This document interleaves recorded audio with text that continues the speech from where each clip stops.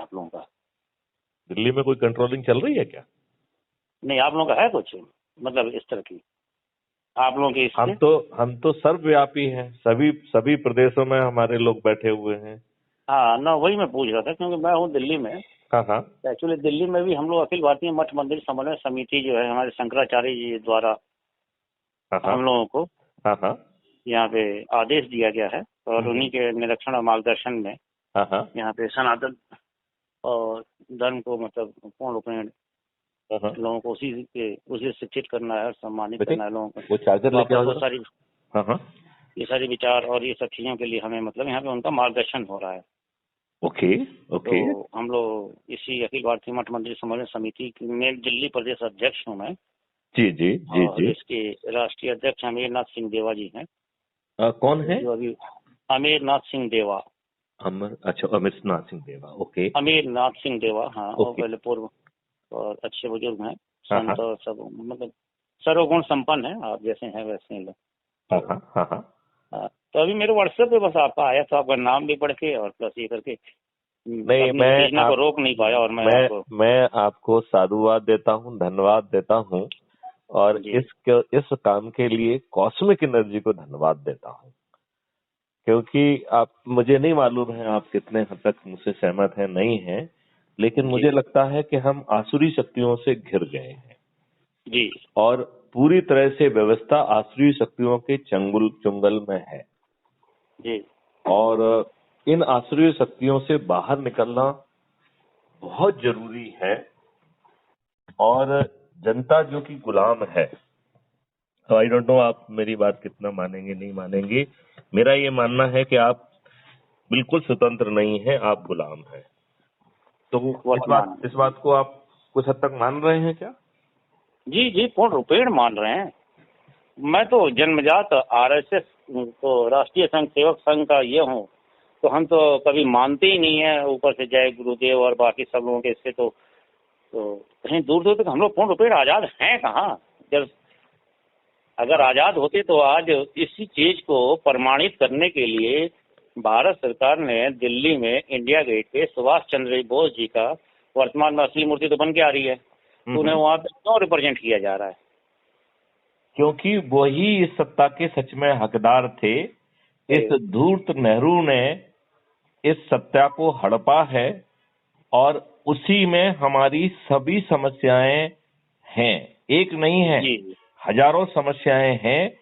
और जी सभी पार्टियां, मैं जी भाजपा को से पूरी तरह से दोषमुक्त नहीं करूंगा, जी ये सभी पार्टियों ने मिलके धूर्तता पूर्वक ऐसा पार्टी तंत्र स्थापित किया है जिसका सूत्रपात नेहरू ने किया है, लेकिन जी वो दूसरे लोगों को भी रास आ रहा है, तो वो उसके रक्तपान से अपने आप को जो है किसी तरीके से दूर नहीं रख पा रहे हैं। जी और आप ये बताइए कितनी लज्जा की बात है कि हमारी दुष्ट व्यवस्था 42% जो है उसमें अपराधी हैं। जो 2019 में हमारी पार्लियामेंट गठित हुई है, तो मेंबर ऑफ पार्लियामेंट के अपने एडमिशन के हिसाब से 42% जो है मेंबर ऑफ पार्लियामेंट के आपराधिक रिकॉर्ड हैं और 29% के विरुद्ध जघन्य अपराध हैं, हत्या, अटेम्प्ट टू मर्डर, रेप, बलात्कार, किडनैपिंग। तो मैं हमेशा इस संशय में रहता हूं, इतने साल की नौकरी करने के बाद। पहले तो मैं इस विस्मय में रहता हूं कि मैं कितना अज्ञान था, इतनी बड़ी एग्जामिनेशन पास जो है इस धूर्त ज्ञान के आधार पर कर लिया और सही ज्ञान था ही नहीं। इन दुष्टों ने हमारे इतिहास के बहुत सारे पन्नों को जो है विलोपित कर दिया और हमें पूरा इतिहास नहीं मालूम है। जो अपने आप को डेमोक्रेसी के पंडित और चचा नेहरू कहते हैं, उन धूर्तों ने संविधान की धज्जियां उड़ा दी। पहली बात तो ये जो संविधान जिसे आप कहते हैं, वर्तमान जो इस बार की शिक्षा नीति आई है, तो हमारे एनसीईआरटी और बोर्ड ने जो निकाला है, तो इन सब किताबों में उन सब चीजों को काफी कुछ हटा के और अभी इन सब चीजों को सुधारा गया है। देखो जितेंद्र जी, मैं एक प्रार्थना आपसे करना चाहूंगा। जी आप हटा देंगे, कल वो हटा देंगे। हमें जो इस तरीके की शक्तियां और एनर्जी है, उनकी भर्त्सना करना चाहिए और उनका जो महिमा मंडन हुआ है, उन्हें जो पद्म भूषण और पद्म विभूषण दिया गया है, उन्हें घेरना चाहिए। यदि वो स्वर्गलोक चले गए हैं तो जो उनके मंडली के जो लोग हैं उनसे अपन को शास्त्रार्थ करना चाहिए, नंबर 1। नंबर 2 जो है, हम चुप चुप जो है ना एनसीईआरटी में अब सिलेबस में डालना, ये तरीका नहीं है।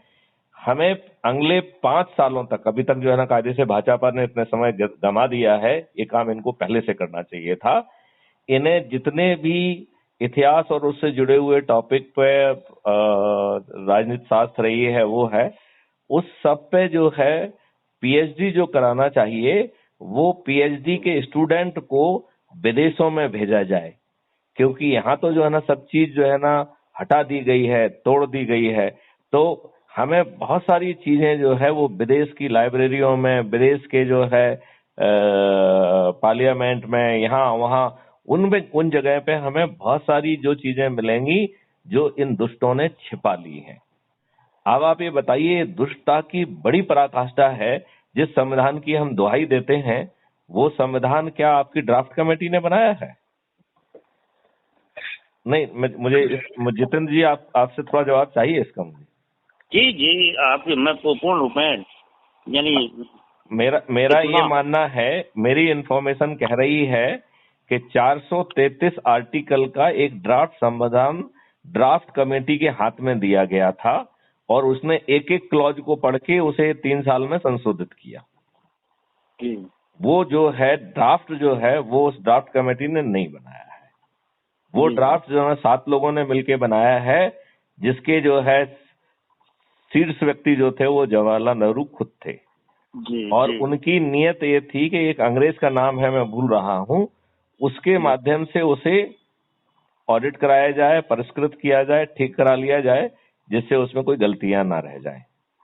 ये माननीय गांधी जी का दबाव था कि उन्होंने कहा नहीं ये नहीं होगा, और उनके दबाव में इन्हें मजबूरी में डॉक्टर BR अम्बेडकर के नेतृत्व में ड्राफ्ट कमेटी बनाना पड़ी। लेकिन आप उस ड्राफ्ट कमेटी की डिबेट को पढ़िए, धूर्त नेहरू अपने द्वारा बनाए हुए उसके बावजूद भी ही वाज वेरी वोकली जो है ना participating in draft committee also. He made it sure कि हर चीज जो है ना उसमें जो उनकी धूर्तता की है, जिसका कमांड अंग्रेजों के लोगों ने इनको किया है, वो सब जो है संविधान का हिस्सा बन जाए। इस धूर्त व्यक्ति ने, पाकिस्तान तो इतना होशियार निकला कि उसने अपना गवर्नर जनरल जो है जिन्ना को बनाया। इस धूर्त व्यक्ति ने लॉर्ड माउंटबेटन को क्यों बनाया? नहीं, मुझे बताइए ना क्यों बनाया? बस अभी वही कि हम लोग गुलाम रहे और आगे नहीं, ये गुलाम इसने बनाया अपन को, यही तो मैं कहना चाहता हूँ। आपको तो स्वतंत्रता मिल सकती थी, आपसे तो घबराए हुए थे, आपसे तो इतने घबराए हुए थे कि अंग्रेजों के अपने आकलन से उन्हें आपको स्वतंत्रता देने का जो उन्होंने मन बनाया था वो 1948 में बनाया था। नहीं सर, 1908 में, 1908 में ही नहीं आप उसको, अभी आप उसको छोड़ दीजिए। वो तो जो है ये गांधी जी और इन सब लोगों ने वो सब मामले गंवा दिए। मैं एनी बेसेंट को पढ़ रहा था, एक बड़े उसमें जो है एक में जस्टिस जो है शंकरन जी की किताब है, एनार्की ऑफ गांधी, ऐसा कुछ है उसका नाम। उसमें जो है ना एनी बेसेंट का हम स्टेटमेंट पढ़ रहे थे, एक स्पीच पढ़ रहे थे, जिसमें वो कह रहे हैं कि अजीब गांधी है ये जो है ना बिना किसी रिजल्ट हासिल कराए हुए अपने साथियों के ही से तोड़वा रहा है। मतलब ये कौन सा तरीका है? और ये हमारे तो खैर ये तो अन्याय। नहीं, आप ये मुझे बताइए, हमारे वेद भी इसकी इजाजत नहीं देते हैं। हमारा वेद 2 चीजों की बात कहते हैं। उनका एक तो कहना ये है कि अत्याचार करने वाला जितना बड़ा गुनाहगार है उतना ही जो अत्याचार सहता है वो भी है। ये बात है, मानते कि नहीं मानते हैं? जी। हमारा दूसरा वैदिक ज्ञान कहता है, महाभारत कहता है कि यदि कोई चीज गलत है तो उसे सहना अपने आप में कायरता है, और धर्म युद्ध तो लड़ना ही होगा। इसलिए गीता में भगवान कृष्ण ने अर्जुन से कहा है, हे पार्थ गांडीव उठाओ, यह धर्म युद्ध है, इसे लड़ना ही होगा, अन्यथा तुम एक धनुर्धारी के रूप में नहीं जाने जाओगे, तुम एक कायर के रूप में जाने जाओगे। फिर इस दुष्ट को किसने बताया कि एक गाल में जो तो करे तो दूसरा गाल दे दे? ये हमारे किस वैदिक ज्ञान से किस सिद्धांत से मेल खाता है?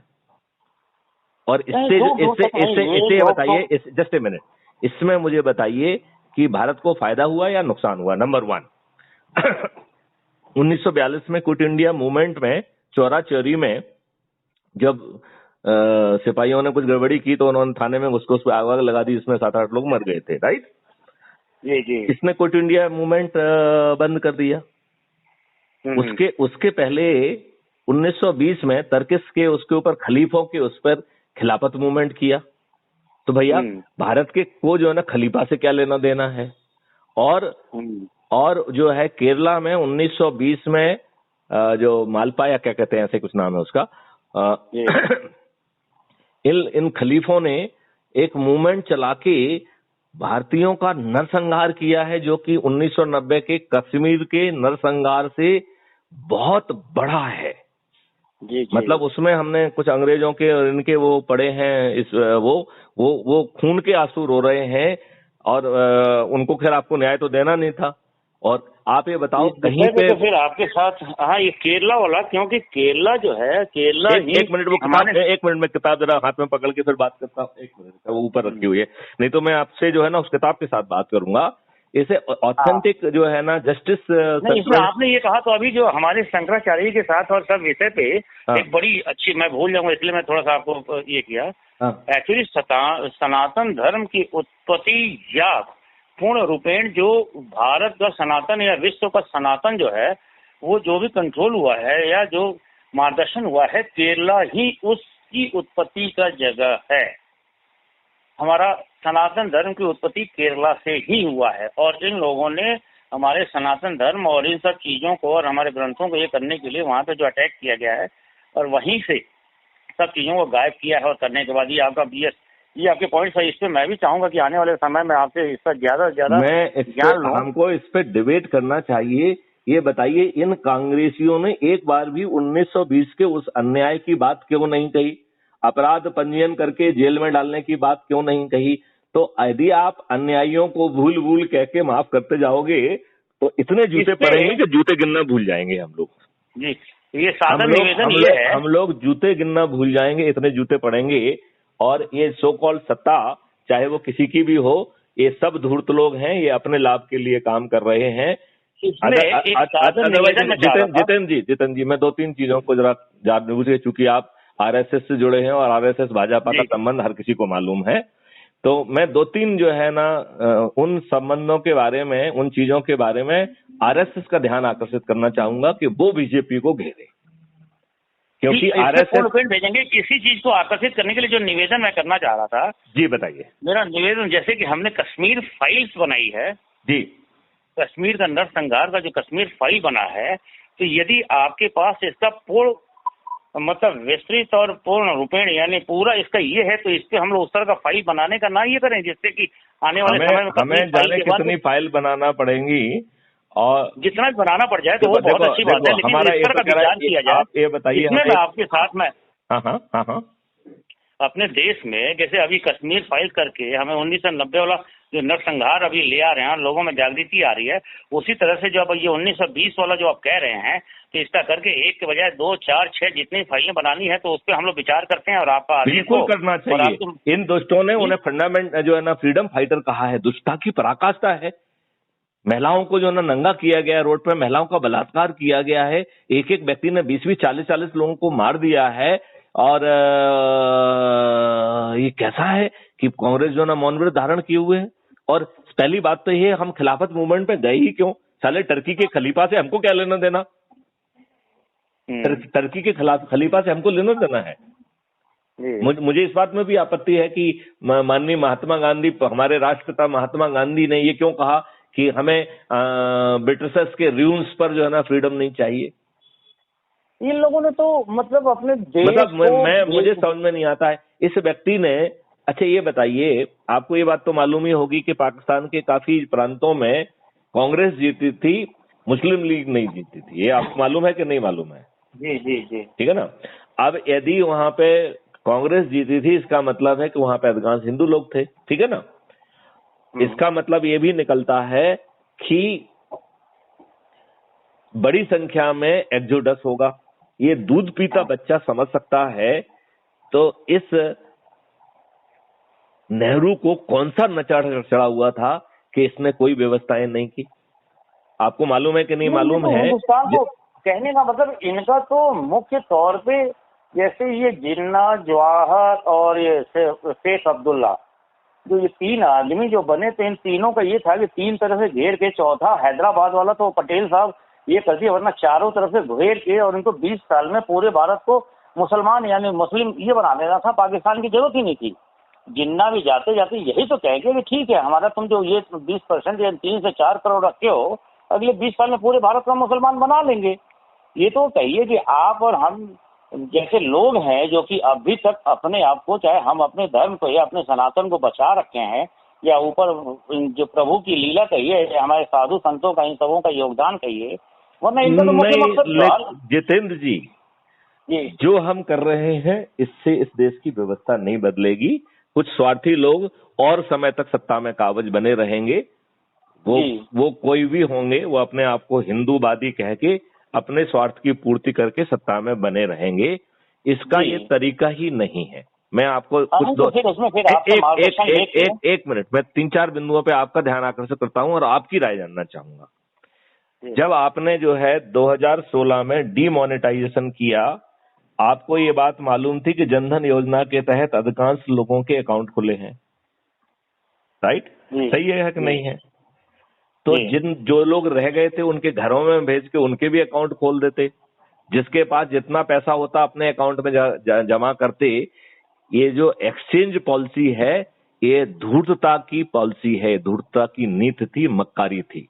अब आप कहेंगे कि अभी तो कहना बड़ा आसान है, तो मैं जितेंद्र जी, मैं आपको बड़े विनय के साथ ये कहना चाहूंगा कि मैंने 2016 में ही एज ए सिटिंग डीजी माननीय नरेंद्र मोदी जी को 18 बिंदु सलाह भेजा गया था कि हमारा क्या तरीका होना चाहिए, जिसमें हमने ये बात कही थी कि सभी लोगों का जो है अकाउंट खोल दिया जाए और उनको पैसा जमा करने दिया जाए, सभी लोगों को डेबिट कार्ड, क्रेडिट कार्ड दे दिया जाए, और वो जो जिससे कि वो अपने जिसमें पैसे की जरूरत नहीं है, कम से कम डिजिटल ट्रांजैक्शन कर लें, सभी जगह पे पीओएस लगा दिया जाए। ऐसे 18 बिंदुओं पे मैंने सलाह दी थी। अब मैं सिर्फ आपसे ये बात पूछना चाहता हूं कि यदि हम जनधन योजना के तहत जो बचे हुए अकाउंट खोल देते, और लगता तो गाँव-गाँव जाके खोल देते, तो हमको जो है एक इतनी बड़ी जो मारामारी मची और लोगों को लाइन लगाई और लोगों को मजदूरी देके अपना साला अवैध पैसा जमा कराया और एक्सचेंज करा के एनकैश कर लिया, और लोगों के पास करोड़ों रुपए पकड़े गए। ये क्या राजनीतिक धूर्तता नहीं है? बहुत बड़ी धूर्तता है ये तो। नहीं, एक देखो, यदि हम अपनी धूर्तता को धूर्तता नहीं कहेंगे, दूसरों की धूर्तता को धूर्तता कहेंगे, तो हम कभी न्याय नहीं कर पाएंगे। अच्छा, अब मैं आपको दूसरी बात कह रहा हूं। आपने कभी सुना है कि कोई एनोनिमस बॉन्ड भी हो सकता है? भाजपा ने एनोनिमस बॉन्ड क्यों जारी किया? जी, इसका जवाब है आपको आरएसएस को पूछना चाहिए कि भाई साहब बताइए, ये आपने क्या धूर्तता की है, क्यों की है? जी। अच्छा, आप ये बताइए, आपने 1,78,000 करोड़ जो है नॉन परफॉर्मिंग एसेट के नाम पे इंडस्ट्रियलिस्ट के माफ किए और उन्हीं से एनोनिमस बॉन्ड लेके अपनी पार्टी फंड में जमा कराए। इस धूर्तता का क्या जवाब है? नहीं, मतलब अब जवाब तो देना जो है नहीं। देखो, यदि अपन जवाब नहीं देंगे तो देखो, जवाब नहीं देंगे तो अमित शाह जी के लड़के जो है ना, वो और जो ना धनी होते जाएंगे और हम गुलाम के गुलाम बने रहेंगे, और कोई फायदा हमको होने वाला है इससे बहुत बड़ी गंभीर और बड़ी आपका विषय बहुत ही है। इसमें शाम को 8 बजे के बाद से आपके पास बात करने से मेरे लिए ज्यादा सुविधाजनक होगा, जैसे कि फिर आपसे मतलब बहुत सारे मेरा ये कहना है, मैं आपसे एक प्रार्थना करूं क्या? आज ही हमने मैं 2 मिनट में अपनी बात समाप्त करूंगा, फिर आपकी क्या रणनीति आप मुझे वो बताइए, ठीक है ना? मैं 2 मिनट में केवल एक प्रार्थना ये करना चाहता हूं कि आज ही हमने एक वीडियो अपने चैनल क्राइम फ्री भारत पे जारी किया है, जिसमें मैंने कहा है कि ऊर्जा केंद्रों के माध्यम से बदलाव का शंखनाद, ये उसका टाइटल है। और हमने कहा है कि कैसे जो है पुराने समय में जब आसुरी शक्तियां हावी होती थी, तो हमारे जो अच्छे लोग हुआ करते थे वो तपस्या करके शस्त्र अस्त्र वरदान लेके फिर उससे सुसज्जित होकर असुरों को पराजित करते थे, उनको नष्ट करते थे। यदि असुरों से जाके हम सीधे लड़ेंगे तो वो हमको 2 मिनट में नष्ट कर देंगे। ये बात सही है कि नहीं है? बहुत बिल्कुल। तो ये जो है आज का जो तपस्या है, जनतंत्र में जनता में शंखनाद करो, जनता को ऊर्जा बनाओ और फिर अपनी बात सीधे जाके ना कह के जनता के जो है ना थाली से, जनता के दीपक से और क्राइम फ्री भारत के वीडियो को उनसे बजवाओ और वो शंखनाद करो और इनसे विनय करो कि भाई साहब अब तो पब्लिक सीधे कह रही है, तो अपने सलाहकारों को तेल लेने भेजो और जो ये मीडिया एनालिस्ट और फलाने हैं उनको भी तेल भेजो। सीधे सीधे तो कह रहे हैं आपसे ये करो और आपको वोट इसलिए दिया है कि आपको करना चाहिए। ये क्या धूर्तता है ना करना? तो उसकी विनय और कल अभी होली के बाद से हमारे राष्ट्रीय अध्यक्ष जी आ जा रहे हैं, तो मैं चाहूंगा कि मैं उनसे भी आपका ये परिचय कराऊं और परिचय कराने के बाद इससे एक बढ़िया सा विषय करके और जो मध्य प्रदेश का जो भी भोपाल का एरिया है उस पर भी आप हम लोग अपने शंकराचार्य जी के माध्यम से और अखिल भारतीय मठ मंदिर समन्वय समिति के लिए मैं आपको एक प्रार्थना करना चाहूंगा। मेरा ये मानना है कि जो काम आप कर रहे हैं वो आप करते रहें, जो काम हम कर रहे हैं वो हम करते रहें, राइट जी। और हमारी जो जस्ट मिनट जो हमारी थोड़ी बची हुई एनर्जी है, हम संकल्प लें कि वो हम जो है इस नई ऊर्जा केंद्र के गठन के लिए यूज करेंगे। मैं आपको गारंटी लेता हूं कि 3 से 4 महीने में हम 100 करोड़ तक पहुंचेंगे और हम जो है अपने अन्य विनय को इतने अथॉरिटेटिवली करेंगे कि जो है माननीय नरेंद्र मोदी जी उसे नजरअंदाज नहीं कर पाएंगे और यदि वो हमारे विनय को मानेंगे तो हम उन्हें सर पे बिठाएंगे और 545 मेंबर्स को अपने 100 करोड़ ऊर्जा केंद्रों के माध्यम से जिताएंगे। और यदि वो नहीं मानेंगे तो उनको हम अपने तरीके से विवश करने की हमने एक स्ट्रेटेजी बनाई है, हम वो भी कोशिश करेंगे क्योंकि इसमें रामचरितमानस से हमने वो लिया है कि जब जो है रामचंद्र जी श्रीलंका माता सीता जी के पास जाना चाहते हैं और वो पहले विनय करते हैं समुद्र से, तो बड़ी अच्छी चौपाई है रामायण की जो कह रही है विनय न मानत जलधि जड़। जड़ जो है समुद्र, मूर्ख समुद्र जो है विनय नहीं मान रहा है। विनय न मानत जलधि जड़, गए 3 दिन बीत, बोले राम सकोप बस, भय बिन होए न प्रीत। तो हम पहले विनय करेंगे, फिर विवश करेंगे और नहीं तो जो है 2024 में मैं घोषणा करता हूं कि हम विवश होकर अपराध मुक्त भारत मिशन की पार्टी बनाएंगे और ये 100 जो है करोड़ ऊर्जा केंद्रों के माध्यम से हम अपने इन लोगों को जो कर्मयोगी हैं ऐसे 545 कर्मयोगियों को छांटेंगे और उनको बिना चुनाव प्रचार के प्रचंड बहुमत से जिताएंगे। बस सर सम्मति से मैं आपके इसमें हूँ, कोई ये नहीं है। और क्योंकि देखो हम सभी शक्तियों को मिलना पड़ेगा क्योंकि आसुरी शक्तियों का बोलबाला है। बस मैं वही कह रहा था कि हम सनातन धर्म से आपके साथ वहाँ पे हम भी समन्वय करना चाहते हैं, आपके विचारों को कहीं दबाना नहीं चाहते हैं, आपके विचारों से विमुख नहीं करना चाहते हैं। आप अपने विचारों से चलिए और उसमें हम आपको मतलब हमारा जो भी योगदान हो सकता है यथा संभव, तो उस हमारा तो बड़ा सिंपल, देखिए जितेंद्र जी मेरा बड़ा सिंपल मानना है कि आप मूल कार्य में जैसे 24 घंटे में से 18 घंटे वहां लगा रहे हैं, यदि आप क्राइम फ्री भारत के इस ऊर्जा केंद्र के कॉन्सेप्ट के ऊपर यदि आप 1 घंटा निकाल सकते हैं, बस आपको संकल्प लेना है कि 1 घंटे हम लगाएंगे और आप जो 18 घंटे जैसे लगा रहे हैं वैसे ही लगाते हैं। आपके इन सब चीजों से मैं प्रभावित होकर ही तो सीधे आपका नंबर में डायल कर दिया। कुछ आपके इन सब विषयों को जो लिखे थे उसे पढ़ा और थोड़ा सा यूट्यूब पे गया और फिर आपका नाम और प्लस आपके पद को, इन सब चीजों को देखने के बाद मुझे लगा कि हाँ कहीं पे बहुत बड़ी पीड़ा है और जिस पीड़ा के अधीन जो आप इस मुझे आशा नहीं दिख रही है, मुझे चारों तरफ धूर्तता दिख रही है। कोई कम धूर्त दिख रहा है, कोई ज्यादा धूर्त दिख रहा है, लेकिन धूर्त मुझे सब दिख जितना भी है किसी एक को अभी पूरा देश, पूरा समाज, पूरी संस्था, हर आदमी एक मार्गदर्शक के इंतजार में है कि कोई ऐसा मार्गदर्शक आगे आए। और वैसे में मुझे लग रहा है कि आप जैसे लोग जो हैं, आप लोग जब इन सब चीजों को ऐसी ऐसी सेवाएं देके आए हैं तो आप जैसे लोगों की मार्गदर्शक की जरूरत है और समय आने पे शायद आप लोगों को आगे खड़ा किया जाएगा। तो मुझे पूर्ण विश्वास है कि शायद लोग मुझे आप लोगों का देखिए प्रशिक्षण जितन किए जी, और आपके साथ चलने के लिए तैयार होंगे। जितन जी, मैं आपसे एक और प्रार्थना करता हूँ, ये मैं जो कुछ भी कह रहा हूँ ये मेरा नहीं है, कोई कॉस्मिक शक्ति मुझसे ये सब करा रही है। जी जी जी जी जी। तो जो आपने देखिए जो उसी ग्रंथों से कह दिया तो उसी उसी कॉस्मिक शक्ति ने आपको भी प्रेरित किया मुझसे बात करने के लिए। जी जी जी जी। तो आपका अब ये सोचिए, यदि कॉस्मिक शक्ति काम करेगी तो हमको सफल होने से कौन रोक पाएगा? कोई नहीं रोक सकता। तो उसे जागृत करना है। 2024 तक बदलाव आएगा। ये सारी शक्तियां विलुप्त हो गई थी, हो गई हैं और उन्हें पुनर्जागृत किया जा रहा है। हम सनातन धर्म में भी वही स्वरूप और ये सब चीजों को, यही सारी शक्तियों को दोबारा जागृत करना है, क्योंकि सारी विलुप्त हो गई हैं, दबा दी गई हैं, लुप्त कर दी गई हैं, छुपा दी गई हैं, यहाँ वहाँ ये कर दी गई है। नहीं तो हमारी जो शक्तियां हैं, ये शक्ति जो है वो तो सिर्फ सुप्त है, जागृत होते हुए वो अपने आप प्रफुल्लित हो जाएंगी। जी जी जी जी। तो चलिए जितेंद्र जी, आपने फोन लगाया इसके लिए मैं हृदय से धन्यवाद देता हूँ। और मैं अपेक्षा करता हूँ कि हमारी ये जो वार्तालाप रूपी एनर्जी है ये फिर से जो है ना इस विश्व को जो है ना झंकृत करेगी। हम जो है वसुंधरा कुटुंबम के साथ साथ विश्व गुरु स्थापित होते हुए विश्व का कल्याण करेंगे। भारत का तो करेंगे ही करेंगे, विश्व का कल्याण करेंगे।